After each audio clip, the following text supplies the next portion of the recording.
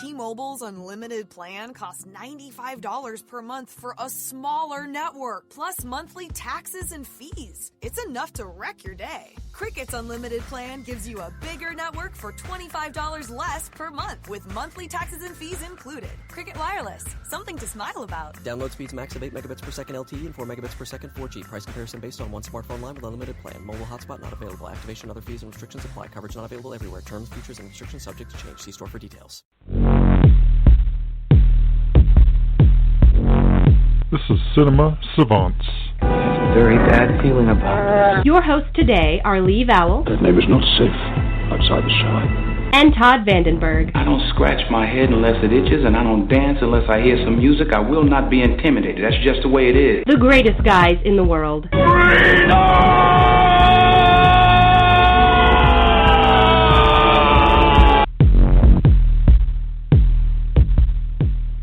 And welcome to Cinema Savants, where you can find us on the Twitter at Savant Cinema, and you can read more about us and our movies, mostly me, at cinemasavants.com, I believe. I believe that's the name of it. And thehappyhournetwork.com. I am Lee. Todd is with me, and we'd also like to thank I-95 Sports Network for replaying this show. Thanks, Bobby.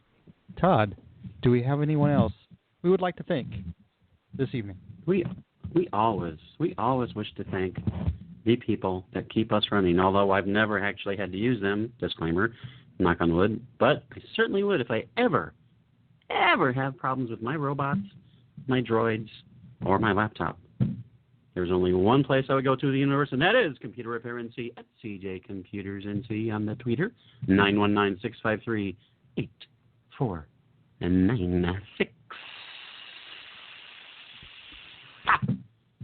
Excellent. They will not be intimidated either. It sounds like there's a small, almost like you're tapping the table wherever you are, like a boom, boom. Everyone's on. There it is. Don't know what you're doing. That comes through loud and clear. So let's start with the box office from this past weekend. The Jungle Book only made $20 million, while Barbershop 4 made $216. Your thoughts? I think you are confused. Now, the Jungle Book made $103 million. It has a budget of $175, and it did $103 its opening weekend, and it did what, $290 worldwide, something like that? $290. $200. It's a lot of money.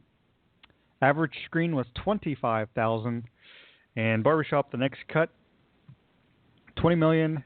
Average screen 7.6 thousand. So,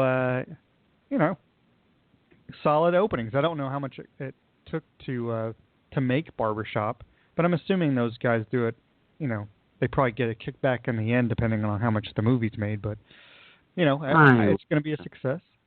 What's that? Yeah, I mean, I would think so. I mean, it did really well. It's an A- cinema score. It's actual people who leave and they're polled and say, did you like the movie? So A- is really good, and I believe it was 92 on Rotten Tomatoes. It's like 60-something on Metacritic. So it's got good critical response, and hopefully this is the kind of movie that speaks to the audience, and they will keep seeing it, unlike some other films that people are not continuing to see. But, Barbershop probably will make a tidy sum of money because, like you said, there's probably not a lot of upfront production costs. I mean, just have a couple sets, you get the gang together, you shoot the movie again. I mean, it's much like a lot of Adam Sandler's movies, although Barbershop probably is actually funny compared to Adam Sandler's movies. So there you go, my weekly dig at Adam Sandler. You know what costs a lot of money, though? Clippers, hair clippers. So I'm assuming... Oh, my God, that's true. And the blue stuff? Oh, Jesus, that stuff is like gold. The blue stuff, yeah, unless your cousin brings the red. But, yeah, the scissors are, they're expensive. So if you have enough of those in your that's your movie could be $40 million just on clipper scissors alone. Clipper scissors. Clipper scissors. I believe, judging from the boy's hair in the Jungle Book, they do not have any clipper scissors in the Jungle Book because he has long hair. Long, unruly hair. They use Shere Khan's teeth. Your thoughts on the boy's hair in the Jungle Book? The boy's hair is quite long, and it can be trimmed by Shere Khan's teeth. So, if it gets a little lanky, it'll be taken care of. Or Cock can take care of it. Well, and, the Jungle Book, again, everyone speaks English, and it is sponsored by British colonialism, still alive in the 21st century. So that $25,000 average, that's a little bit better than Batman versus Superman did this week anyway. But it's still, just a little. It's financially a success. Batman v Superman, $311 it's brought in domestically on a budget of $2.50. Yes, that's the good news. That's the good news. The bad news, it dropped 61% again. And I know I've been hammering. I kind of feel like I've been hammering this relentlessly, and I feel like I want to, because to me it's so disappointing. And like Rob said when he was on with us a couple weeks ago, when he was on with me a couple weeks ago, because you didn't feel like doing the show, Mr. Last week, whatever. It feels like a couple weeks ago. It feels like it's been forever since we've worked together. That's why I started a couple years ago. It was 2 days. Oh yeah, that's right. I forgot about that.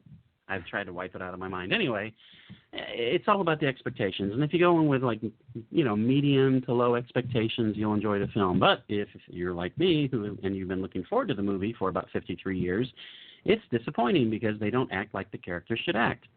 And it's not because they're too violent and they kill a lot of people, blah, blah, blah. I mean, some people have problems with it. And, if it fits the universe, it fits the universe. I don't have problem with violence because I love Deadpool, and Deadpool is like massively more violent than this film. But it fits the character. To me, it's got to be a disappointment. I mean, speaking of Deadpool, Batman v Superman is not going to catch Deadpool in domestic box office. Almost impossible. Because Deadpool made $360 million. There's no way Batman v Superman is going to catch that. And when you have a second-tier, maybe third-tier Marvel character that outgrosses, the Holy Trinity, because Wonder Woman's in it too. And there's, like I said before, there's like over 100 years of history, 180 years of history of those three characters combined. And you can't beat Deadpool? You got some issues. I would probably murder Zack Snyder if I was Warner Brothers, and I would murder the board that said, yeah, he's the right guy to run this, because that's a colossal mistake. I mean, if they had started from 1978's Superman and the critical response and the audience response that film got, and then somehow managed to combine that in a completely different universe, and it wouldn't work. But if they somehow managed to combine that with The Dark Knight, how much money would this thing have made? I mean, this could have beaten The Force Awakens. Yeah, maybe. And it's you can't say $900 million, which is probably where it's going to wind up, is bad. It isn't. But the fact that the reports say they have to make $800 million to break even is incredible. I'm not sure.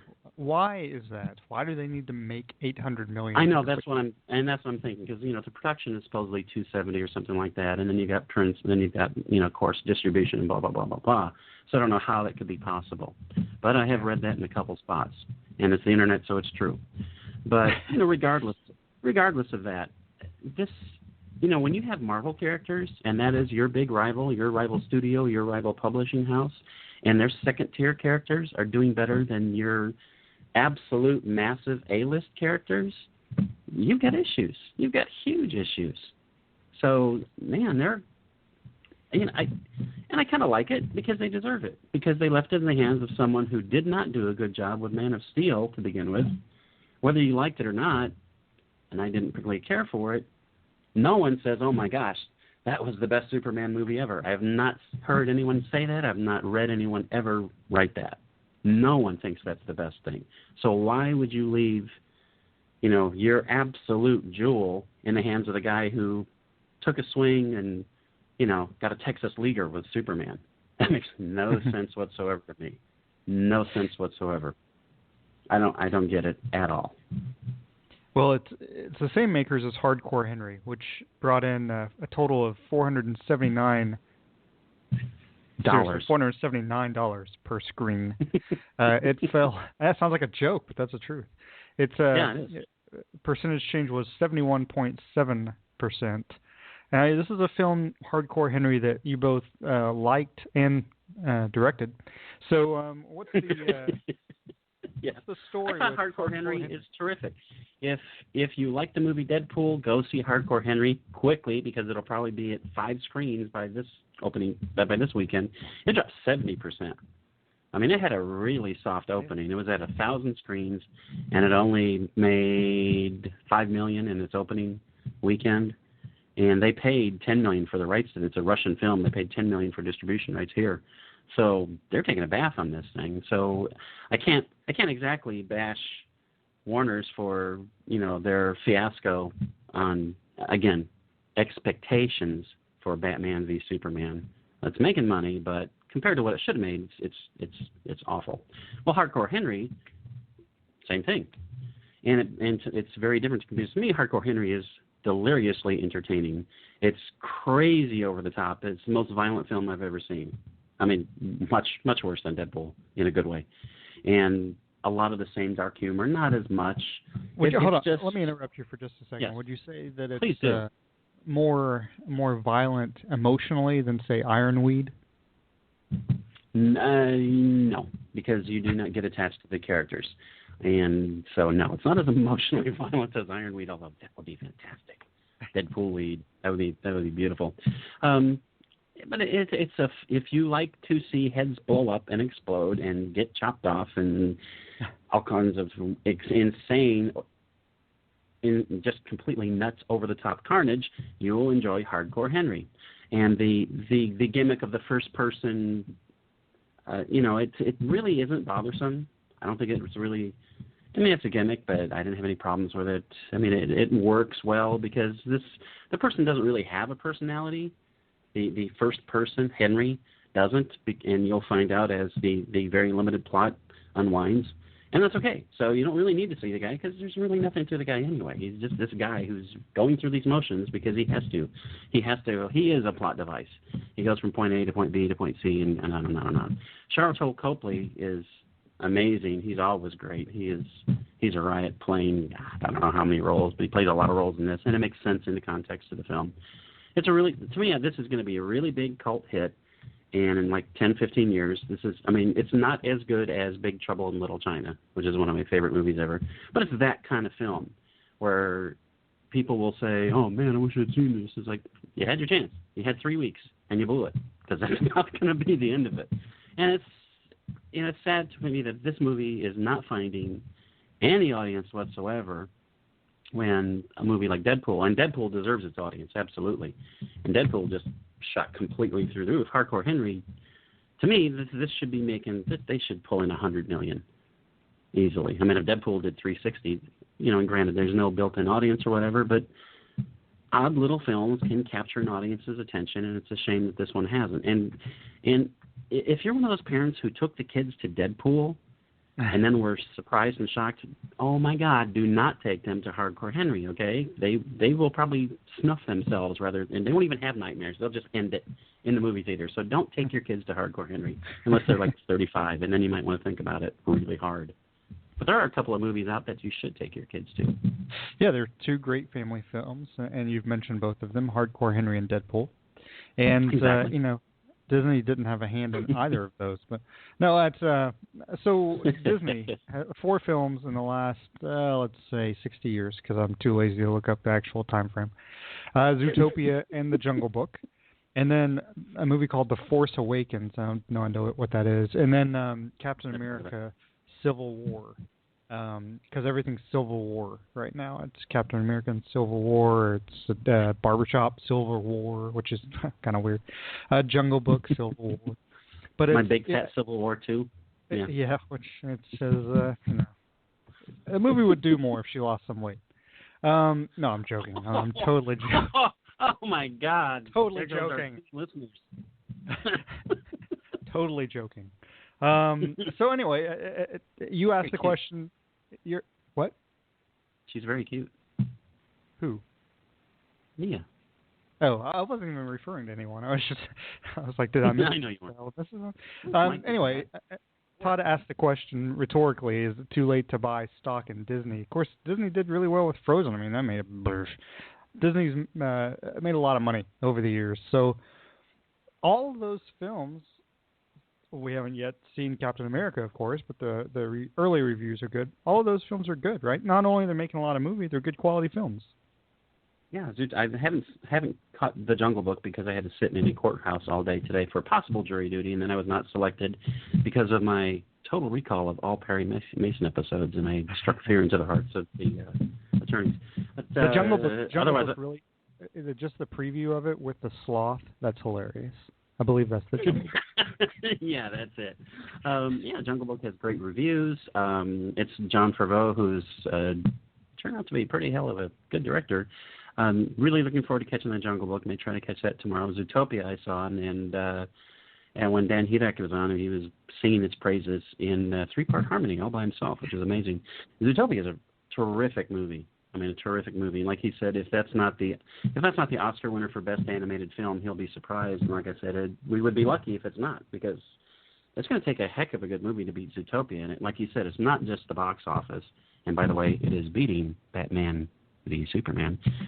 But it's such a good movie. There's so much depth to it, and it's the classic animated film where there's so much going on for adults, and which goes right over the kids' heads, which is fine because there's so much for the kids.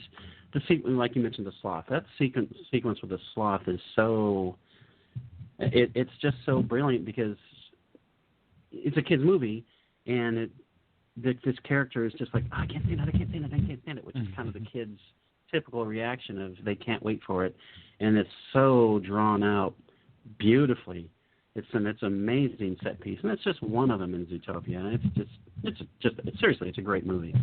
Jungle Books has great reviews, like you said. The Force Awakens obviously made a little bit of money, made a lot of people happy, and and they've got it's Disney owns like half the planet at this point, I think, since they also own ABC and ESPN and blah blah blah.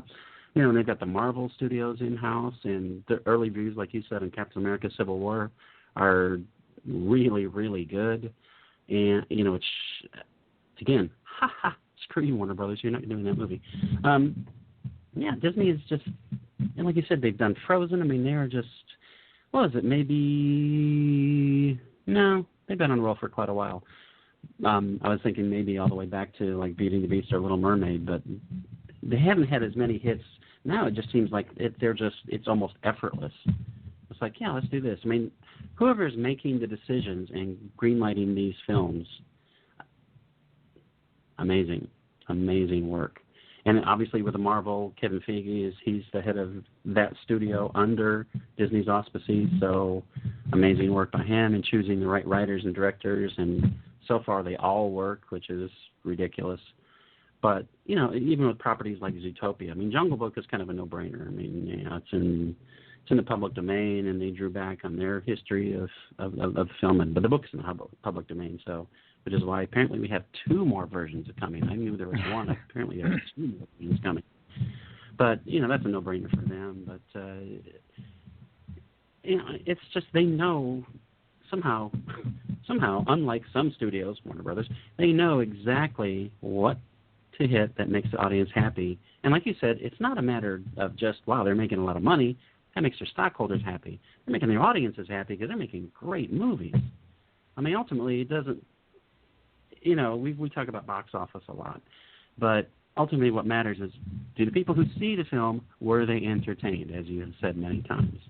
And they're making a ton of entertaining films. I mean, these are movies that 50 years from now, people will still go back and, if I won't be alive, thankfully, but you'll be kicking around with your great grandkids. Maybe your head will be frozen and you'll wheel it out, or you'll be a hologram, but you'll be watching Zootopia with them and laughing. Well, you can't laugh your head off because it'll already be off, but you know what I'm saying.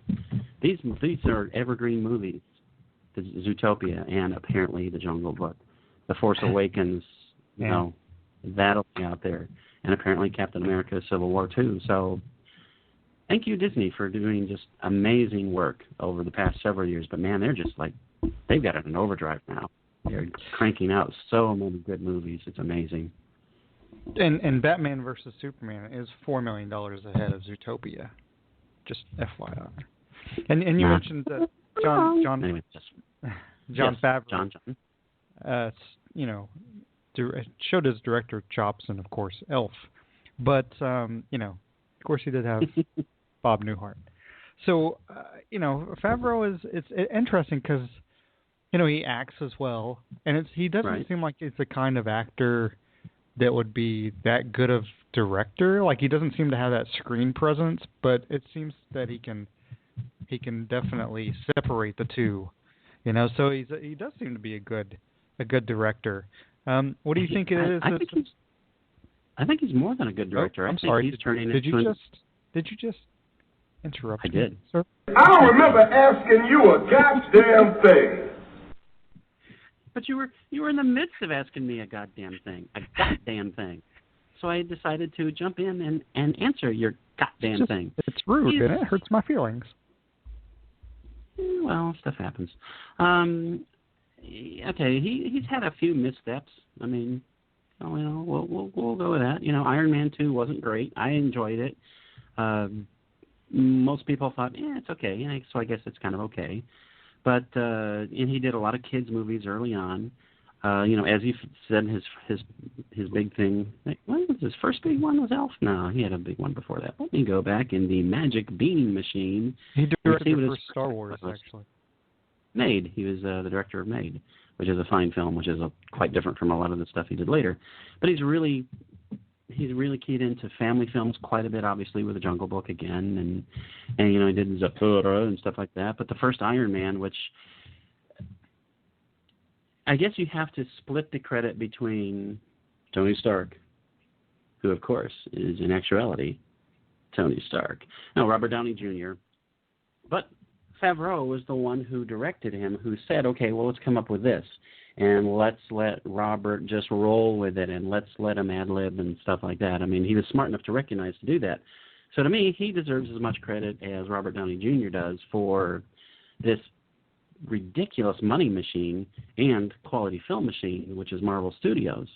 Iron Man launched it like through the stratosphere. It was such a good film. And so, you have to look at that, and it's like you said, it's like, it's John Favreau, you see him in movies and he's good, but it's like, is this guy, like, where do you see that he's got the chops to make good movies? And he makes terrific movies. Mm-hmm. He makes terrific movies. And he's like a producer of a lot of the other films too, like Iron Man 3. He signed out to Chef, which is a terrific movie. Movie. So, Cowboys. Again, as I said, he's had some missteps. I'm not sure what, other than the script, I'm not sure what the deal is with Cowboys and Aliens, because I guess it's just one of those things where, everyone gets together and is like, what's the best high concept? Oh my God, let's do Cowboys and Aliens. That'll work. And they kind of forgot to get a good script for it. And especially with that cast. I mean, it really should have worked, and it just doesn't. It just doesn't work. But, right. And it's still okay to watch. It's not terrible by any means. It's just, again, with expectations. It's like, wow, look at this cast.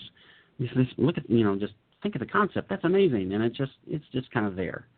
So, that's one of his misfires. But, I'll trade the misfires off if the guy's going to rip off an Iron Man and an Elf, and apparently now the Jungle Book. I mean, he just seems to and have... the Jungle Book too. Really, he's already announced that he will direct right. that as well. So.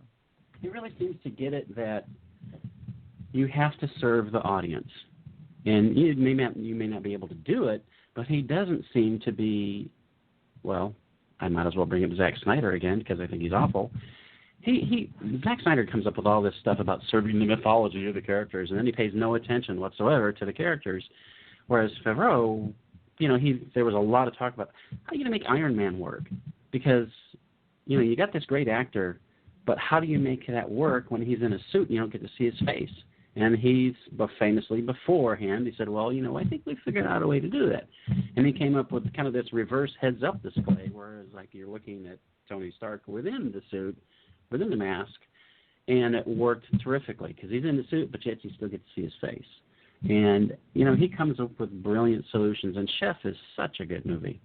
I mean, there's so much heart to the movie, and it's so funny, and he does a terrific job in it. And he clearly lets people blossom on the screen. John Leguizamo is amazing in it. I can't think of the name of the kid. I'm too lazy to look it up. But the young actor who plays the son is tremendous in that. And we're lucky to have a lot of just amazingly good young child actors, and I believe that child like Malcolm actors McDowell. Like Malcolm McDowell, who's burst onto the screen just about 2 weeks ago, and he's a fine young man. His name is... Oh, you're looking at... Yeah, I'll say Chef is a good film. I've seen Chef. Also, The Jungle Book 2, the plot line is the boy goes on a boat up the river to kill Colonel Kurtz. That's according to what I just made up. It makes sense. He's in the jungle. So he goes. I'm going to go see that as soon as this show is over. It's called The Jungle Book Redux. And, yeah. Directed by Francis Ford Coppola. Yeah. That was fun when we saw that, among other strange films we've seen. Wow. So, yeah, but... So that's the films that at least have come out and that we've talked about already, and then we have movies that are upcoming, like Keanu. I'm not sure I understand what the plot of this film is and why there's a. Well, it's a horrible poster. How can you not understand the plot of the film? You know you understand the plot. Friends of the film. hatch a plot to retrieve a stolen kitten by posing as drug dealers for a street gang. There you go. Simple. It makes no sense. It makes no sense whatsoever. And I'm going to go see it. It's P and Keel. Well, is that the next P and Keel? Something like that. P and Peel. It's P and Keel. P and Keel is much better. No, it's. I have not seen a lot of their shows. I've seen maybe 6 or 7 episodes of their show. Yeah, I don't think they're the funniest thing ever. But I think they're one of the funniest things ever. They have really good rapport. And it's like any sketch show, which it's a sketch show. You know, some of them work, some of them are kind of okay. Yeah, but even the ones that are okay are good. And when they work, oh my God! That's the problem, though. You run the risk of a whole film that's not working because it's a different kind of thing. You know, you can't get away from a short skit instead of unless it is just a bunch of series of short skits. And it isn't. Unless it is, in which case that'd be awesome. And they didn't tell anybody. It was like, yeah, actually the part with the cat's like 15 minutes, and the rest of it's just riffing on the OB and his anger and his angry representative. Yeah, we'll see. But like I said, I will give them the benefit of the doubt because I think they're extremely funny. Previews look pretty good. They don't look like, oh my God, it looks like drop dead the funniest thing I've ever seen. But then again, sometimes they show you everything funny in the film, like Throw Mama from the Train, and then when you go see the movie, it's like, I saw all the funny bits. Damn it! I mean, I like the movie, but you mean like Zootopia? I mean, the only funny thing was the sloth. Actually, the funniest thing is not the sloth, but that's okay. And I'm not going to reveal what the funniest thing is to me. But yeah, Throw Mama from the Train. Actually, I like that movie a lot. But to me, it was. They really screwed over the audience by showing the funniest bit in the previews. You never give away the best part in the previews. You know? You just don't do it. You can't do it that way, son. You don't just give away the milk. You got to make them buy the cow. And I'm not going to go there anymore than that. But you know what I'm saying. Yeah, May 6th, we have Captain America. May 13th, we have Snowden. Snowden, which is an early Christmas film about a world that takes place in a snow globe. The Lobster, which has actually gotten good reviews as well. It's got an 80 and 14 reviews. Really it does, yeah. And Angry Birds and Neighbors 2. I'm going to skip Angry Birds. I hope that's okay. The Nice Guys actually is interesting. A private eye investigates the apparent suicide of a fading porn star in 1970s Los Angeles and uncovers a conspiracy. So it's kind of like Boogie Nights along with LA Confidential because it does have... What? Have you seen the previews? No. I have... Yeah, actually, I've seen a preview. Yes. But I'm making a joke. But it's only 93 minutes. Only 93 minutes. Did you know that? Which is perfect. Get it, and Don. Get a hit, Ryan Gosling. Actually, it's funny because anyway, it is Russell Crowe and Kim Basinger. Go ahead. It's Russell Crowe and Kim Basinger.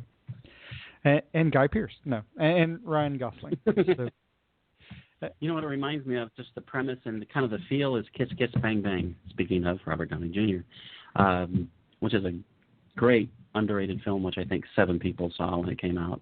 That movie's hilarious. And the previews look amazing. If it's half as good as the previews, this movie is going to be terrific. It might not make any money, and I don't care, but it's going to be a terrific movie because, man, those previews look great. I mean, it's just, and what great casting. Just in those particular roles. Russell Crowe, he just fits that like a glove, and Ryan Gosling is... I just love that he thinks he's this badass, and apparently he's not close to it.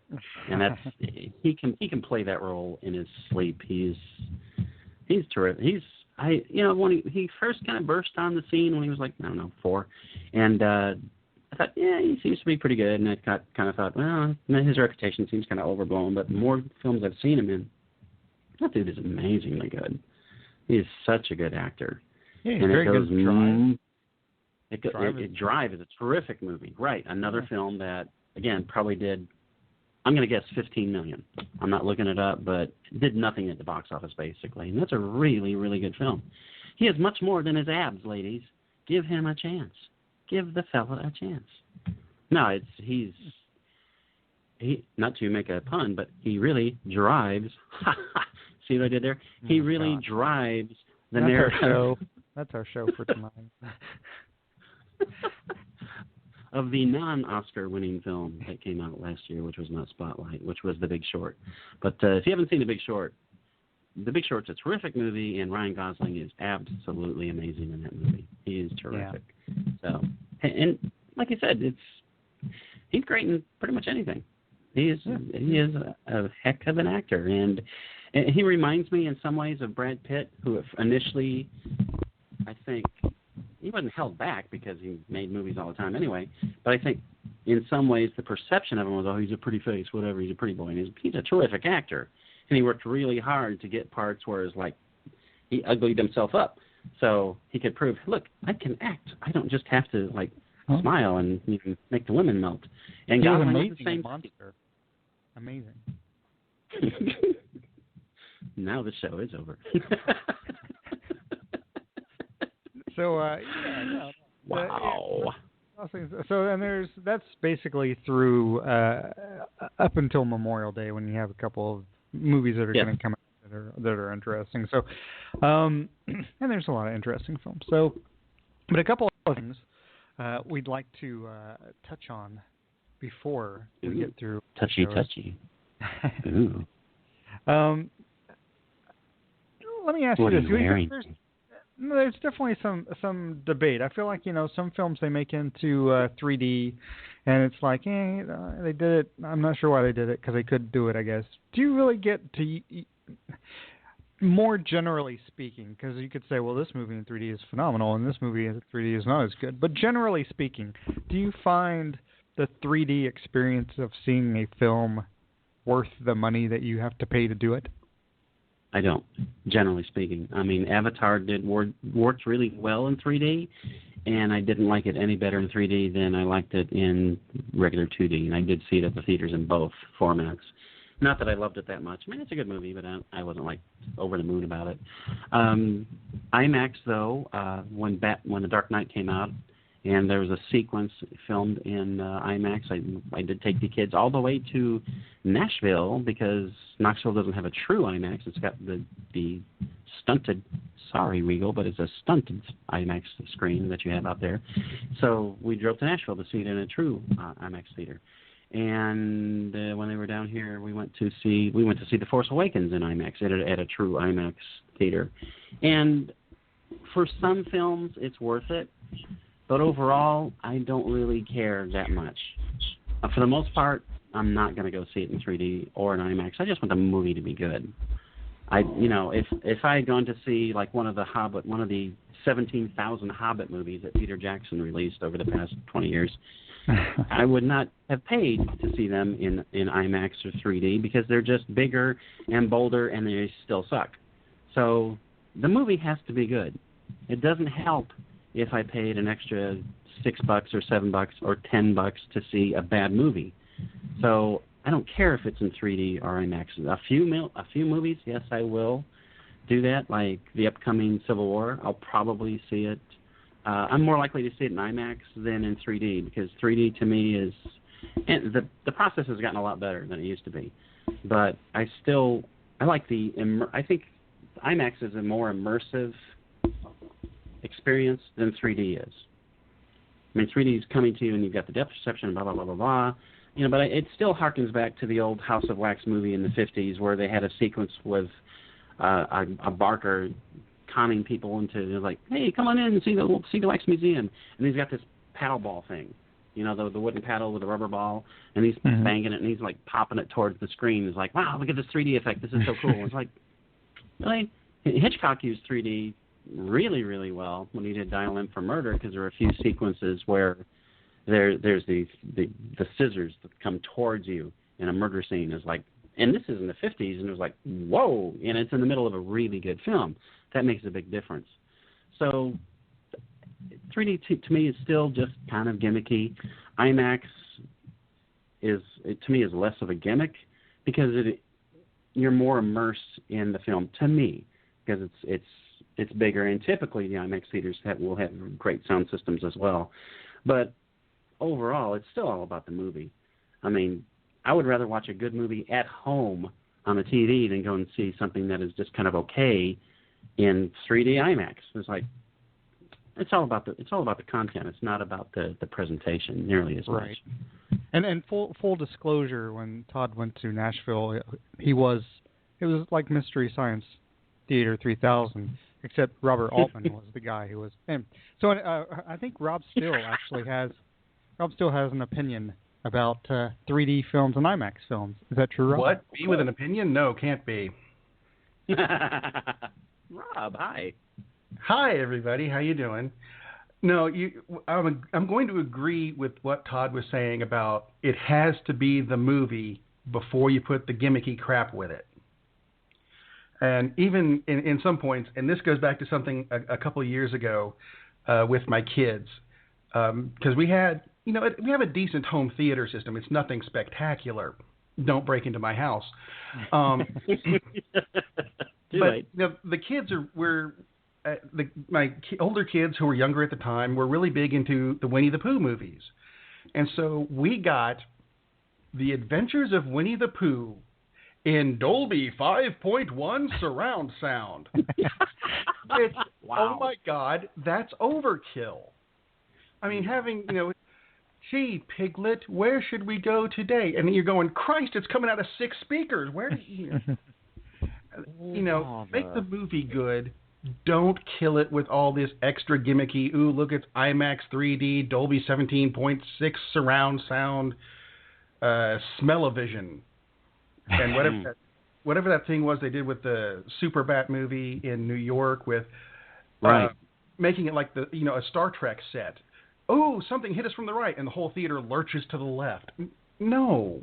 Water squirts in the face, yeah. Yeah, don't splash water in my face unless I'm at an amusement park. That's a different thing altogether. Or a certain kind of nightclub. Right, I don't think that's a film you were seeing, Rob. I think that was a Gallagher concert. I may be wrong about that. I am having some really bad flashbacks to Dollywood. So I will say that at least 3D movies now, they're not tacked on in post-production. Now they're planned for it, so the effects are better. But still, some of them, it's got to be the movie. Yeah, it's got to be the movie. By the way, you guys mentioned the Key and Peele thing earlier, and how it's a skit comedy show. How's it going to translate to a movie? And it immediately struck to mind Saturday Night Live. So is this going to be the Blues Brothers, or is it going to be Coneheads? Or virtually every other Saturday Night Live movie. Pretty much. Let's hope it's the Blues Brothers. Oh yeah, my you got God. Blues Brothers, Wayne's World, and everything else kind of went, no, don't think so. Yeah. It's Pat. Yeah, hopefully it's not their version of It's Pat. Oh, my God. Hey, thanks for the downer, Rob. Holy crap. I feel sick now. Blame Lee. He brought up Pat. I did? I don't remember doing it. I'm sorry.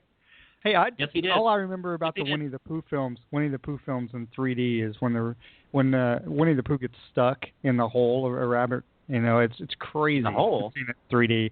Todd, it's a clean show. Keep it clean. That's a different kind of show. That's a different kind of show. Todd's never seen Winnie the Pooh. I believe I have, sir. I don't believe you have. I always thought Gopher was the most clever character to be put in a Disney movie. Because you have to catch from Love Boat? Gopher from Love. That's what I'm thinking. Gopher from Love Boat. Yeah.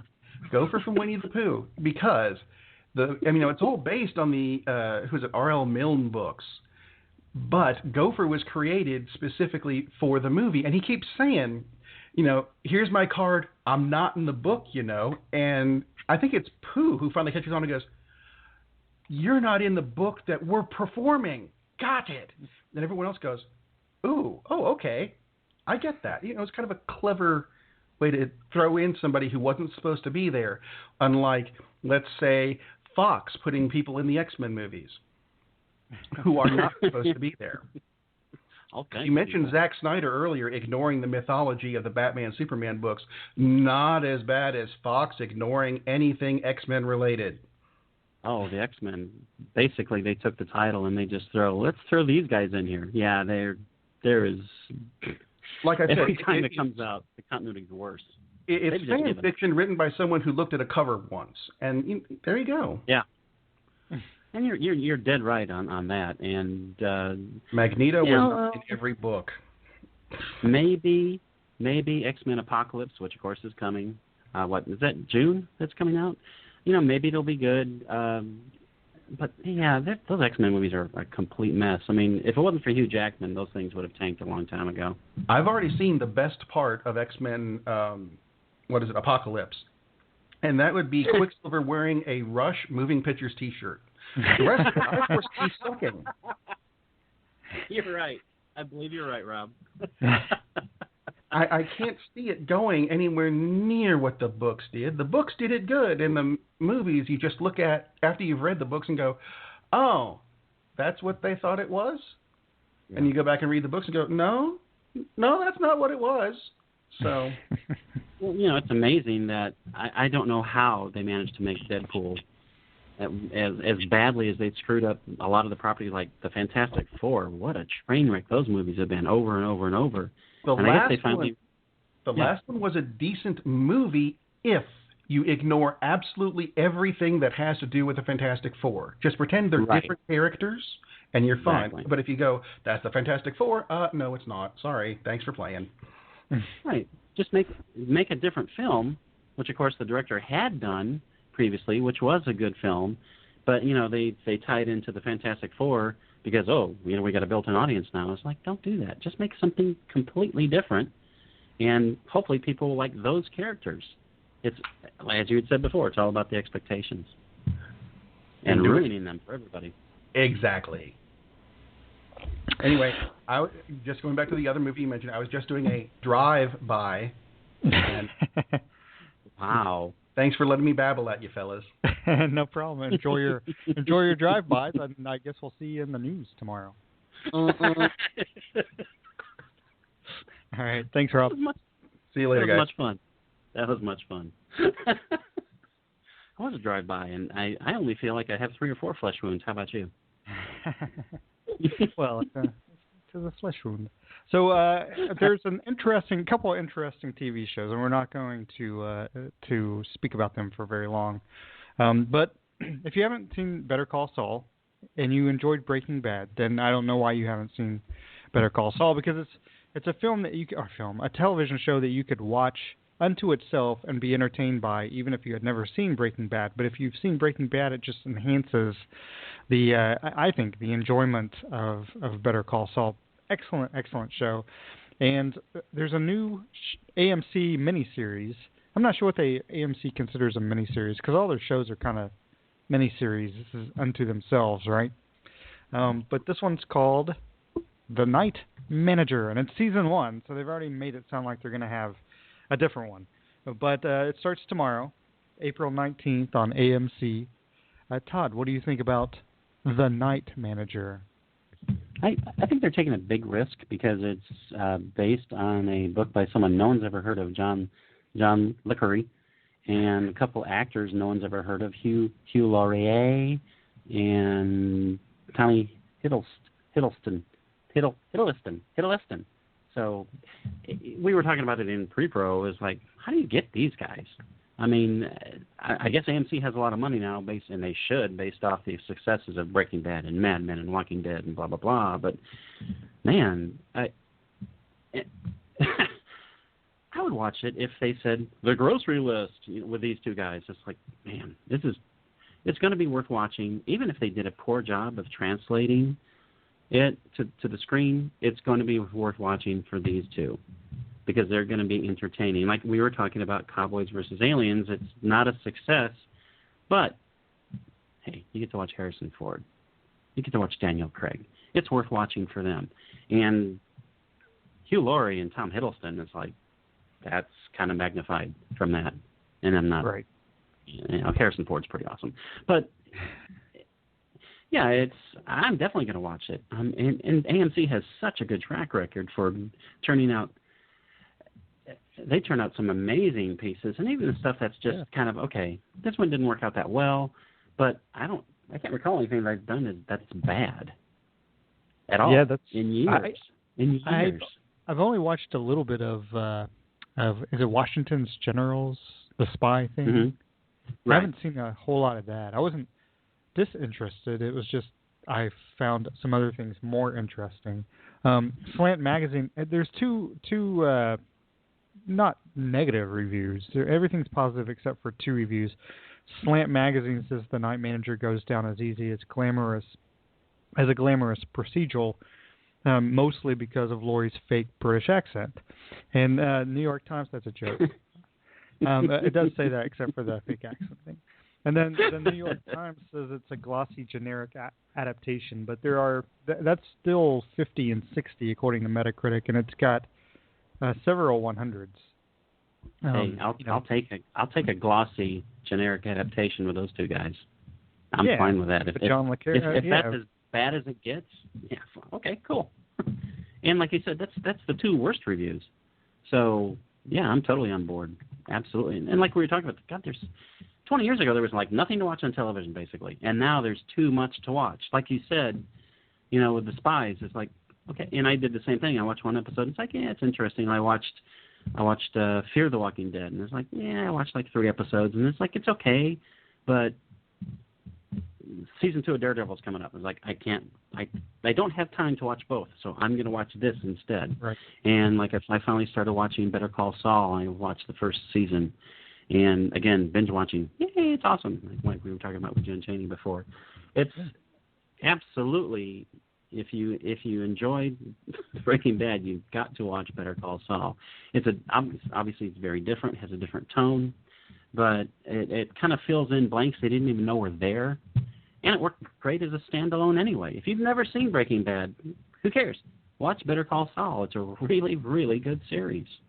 Yeah, I think a couple of things. Collider, Allison Keene, the writer for Collider, says The Night Manager is something for everyone, fans of spycraft, fans of cinematic television, fans of good storytelling, or just of Tom Hiddleston, or Hugh Laurie for that matter, will enjoy this film, or enjoy the miniseries. She actually goes on to say, the show is an hour long, just half of it is this, and the other half is a whole bunch of new A Bit of Fry and Laurie skits, which is interesting, So, that'd be kind of cool. Tom Hiddleston in the Fry role. That's awesome. No, Steve Fry. God. Oh, interesting. So, also, if you wanna binge watch the 2nd season of The Unbreakable Kimmy Schmidt that just came out, that's also worth seeing. So yeah, I mean, there's a lot of good time. I mean, I will say this about Netflix. Do movie studios maybe dislike it for whatever reason? TV shows or TV studio producers, but it actually has increased the quality of television shows out there because they make good shows for the most part. They really do. They really do. All the Marvel adaptations they've done, the Daredevil, both seasons of that, and it's just been terrific. Their original films been terrific. They really are. They're really pushing the envelope along with the smaller cable outlets like AMC, which I don't know if you can call them a small outlet anymore. I mean, are they a small outlet? How many Emmys do they have? They must have 50 Emmys by now. It's ridiculous. Yeah. So, I mean, it's, again, the quality of television that's available now is just, and it's not, Amazon Prime. Amazon has a lot of really good series. And yes, I do. Hulu has great series. 11/22/63 was really good. The miniseries that young fellow with 9 Degrees did. And going back to Amazon, Mozart in the Jungle, excellent, really excellent show. So. There's and Heiston, which is like, I don't know when it's coming, but they picked it up. Write this down: Highston. It is one of the 5 funniest things I've ever seen on television. And it's only the pilot episode that came out, but they picked it up, and oh my God, it's amazingly funny. And I don't see any reason why they would not keep up the quality with that.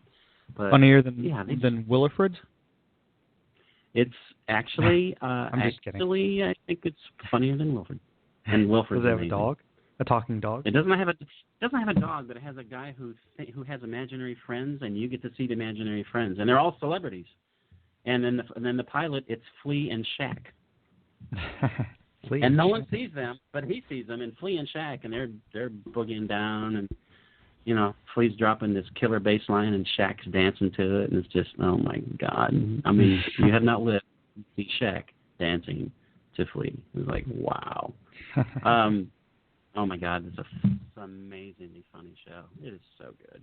Anyway, yeah, there's just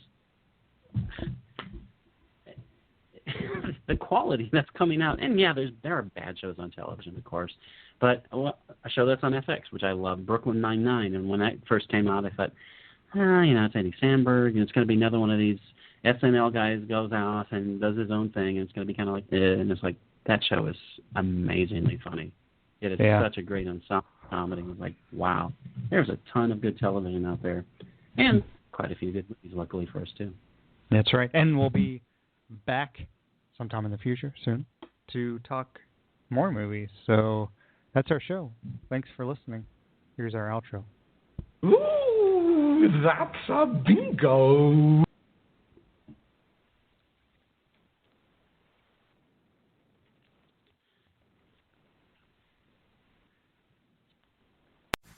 Record better audio anywhere with Motive digital microphones from Shure. Easy-to-use options like the MV88 plug directly into your phone or computer and include a free app. Create studio-quality sound for podcasts, music, and videos. Visit Shure.com to learn more.